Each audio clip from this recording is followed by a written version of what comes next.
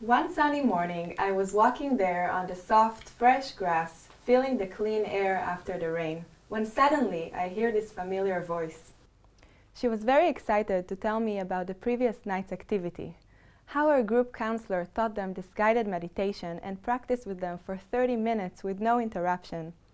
No one was fighting with anyone, complete serenity. At that moment it hit me, the enormous power of body-mind tools and their strong effect on community resilience. Hi everyone, my name is Danielle Ben Ezer, and in the next few minutes I'd like you to join me on a journey at Kedma Youth Village in the south of Israel. Imagine you are working 24/7 with youth at risk, one of the most vulnerable communities in Israel and worldwide. I was doing my 4-month internship as part of the Glocal program for international community development at the Hebrew University of Jerusalem. Education, one of the main pillars in the field of development, has always been a deep passion of mine, so I knew in my heart that my internship would have to be focused around that field. Soon, I found myself immersed in a fascinating learning process, working with staff members, training them different body and mind tools such as mindfulness, yoga, physical workouts, dance, meditation, all aimed to reduce and manage stress, promote emotional well-being, and provide coping mechanisms to handle life's challenges. Youth at risk is a population that for most of its life has been in a constant physical and emotional survival mode.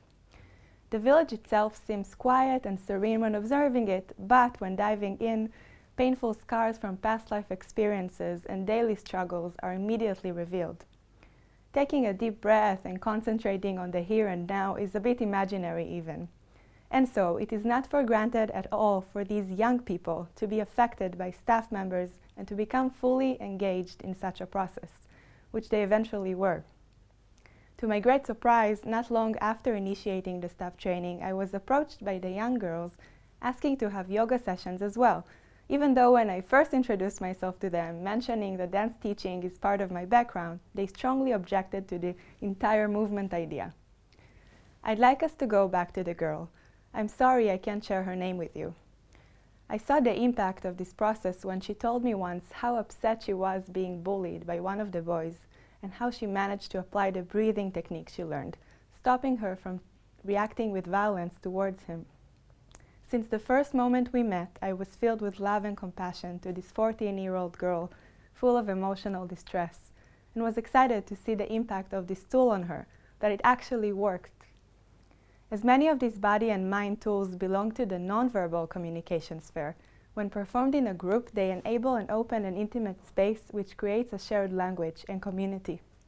This moment of a person being truly connected and attentive to his or her body and mind, being aware of the mental and physical sensation in the body, creates such clarity for the person to become more resilient, ultimately affecting the entire community.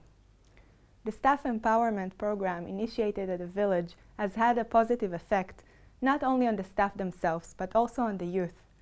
A parallel process normally occurs in different ways in a therapeutic community such as a youth village.